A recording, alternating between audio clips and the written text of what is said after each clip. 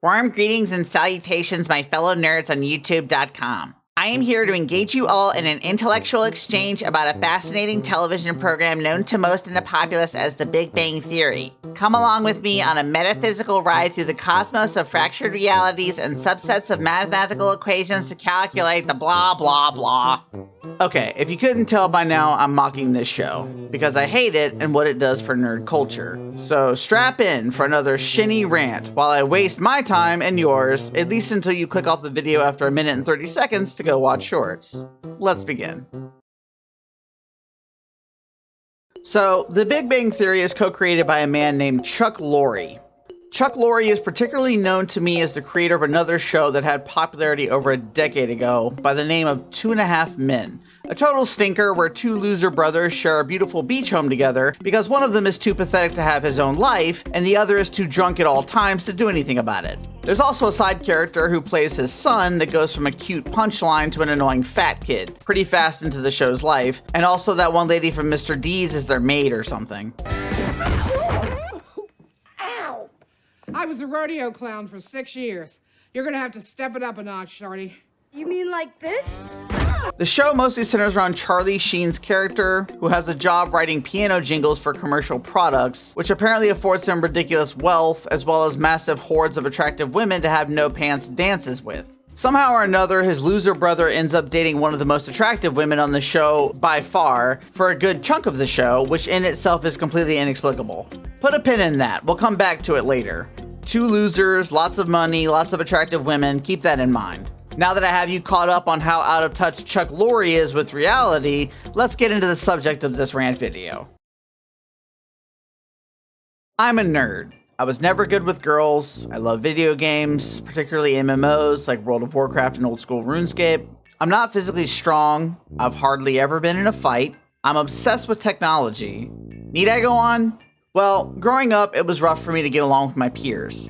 Even other nerds were either way nerdier than I was, or still liked football enough to call me a loser. I've never really had many friends growing up, and even when I did, they weren't good influences. It was always hard for me to feel like I belong. Things like video games, music, and eccentric hobbies, while female repellent as I grew up, were comforting to me. It made me feel like I had a place in the world. Nerds weren't really represented all that well in any kind of media back then. Honestly, they still aren't. We'll get to that in a minute.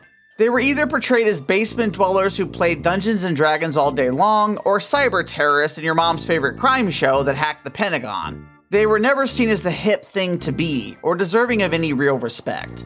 So imagine my surprise, 2007, when The Big Bang Theory came out and started gathering traction amongst mainstream audiences. It was a huge success, making over $1 billion for its entire lifespan. For crying out loud, my grandmother, God rest her soul, loved the show.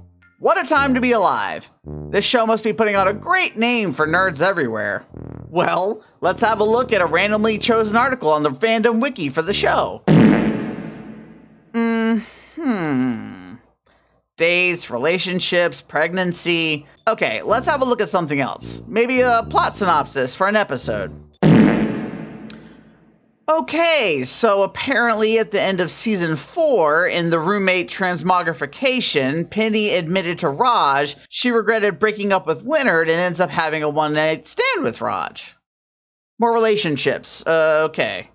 Let's have a look at something unrelated to these two characters. Oh, I know. How about Wallowitz? He's such a weirdo. Oh. Howard's relationship with Bernadette is easily his most significant romantic relationship. Okay. I see. Fascinating. Do you see where I'm going with this yet? For all its intentions of being a show about nerd culture, The Big Bang Theory suffers from the same issues that 2.5 Men suffered from, being created by Chuck Lorre. A man so seemingly disconnected from reality that it's almost entertaining. Or at least I would say that if it didn't make $1 billion in revenue. My parents love this show, or at least they love it enough to let it play as they wind down for bed and browse their devices.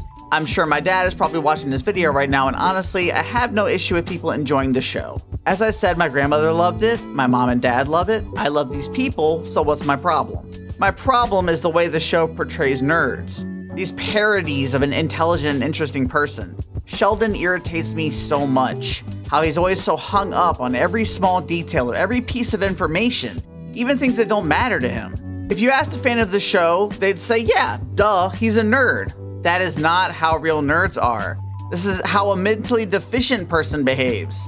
It just makes my skin crawl. Even for all the moments the show might get right about nerd culture, it gets 50 different things wrong. It seems like every time I walk past the TV as this show is on, one of these so-called nerds is complaining about their date with some dime-piece supermodel, or how they just missed an important meeting at their wealthy position at NASA, or how their new theory that took them months to develop is going to make them famous. Or one nerd is complaining about their hot girlfriend and how all her other hot friends keep flirting with him and making it awkward to be around some other third group of hot girls that are all crazy about him.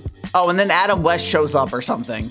It's Nerds is viewed through a lens of a man who believes that sex is the most important thing in life, money rules everything, fame is the solution to all your problems, and if you're not surrounded by attractive women, you're doing it wrong. Just every single episode is about relationships and breakups and cheating and love, marriage, baby carriage, KISSING. It's so juvenile. You know what nerds really care about?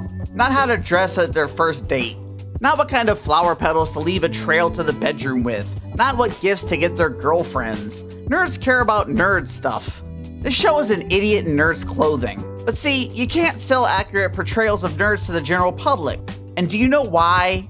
Because nerds are regular people, just like me, you, your mom, and everyone else. And no one would watch that. So what do we end up with? Mockeries, parodies, make-believe people that don't actually exist. And sure, television shows don't have to be totally accurate, but if you're intelligent enough to notice just how stupid the majority of all people are, you'll find that most of them look at this show as what nerds really are and how they behave. Imagine you're a nerd growing up, not knowing where you stand or who you stand with, and your peers, your family, your teachers, your friends are all confused why you aren't raking in tons of hot babes and money. I don't get it, man. Leonard just had 20 dates this season. I know, I get it. It's stupid to complain about a show that's been off the air for 6 years. But they play episodes of it on repeat, endlessly, every single day, ad nauseum. I'm sure there's new fans to this show every hour. There has to be. It's not even the show I really have a problem with, though. It's how nerds are just fodder for humor and have been forever now. Oh, haha, Nerd Man did science thing and played a video game. That is so quirky and fun. But look, he get hot, babe, so all is good. For a second, I was worried he might actually have something important to say or do. As much as I love nerds, I hate these particular nerds with a passion. And it's not that I hate the actors or even the characters, but God, do I hate Chuck Lorre. Maybe that isn't fair. I've never met the man, but in juxtaposition to this show, the character of Sheldon was done so much better in the show Young Sheldon. That entire show as a whole is so much better that it's almost unreal that's the same character. It's gotten a bit stale as the kid playing Sheldon grew up, but the early seasons were entertaining enough for even me to watch with my parents and actually enjoy them. The Big Bang Theory, when compared to Young Sheldon, is just a perfect example of how to do a show wrong and how to do a show right. It's almost baffling how different they are.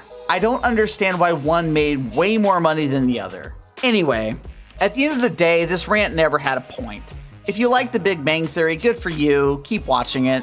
If you hate it, feel free to join me on my soapbox. There's plenty of room. Television is a dying medium anyway, so here's a meme instead. Thank you so much for participating in this particular video analysis of the television program The Big Bang Theory. Farewell and good night. Bazoopus!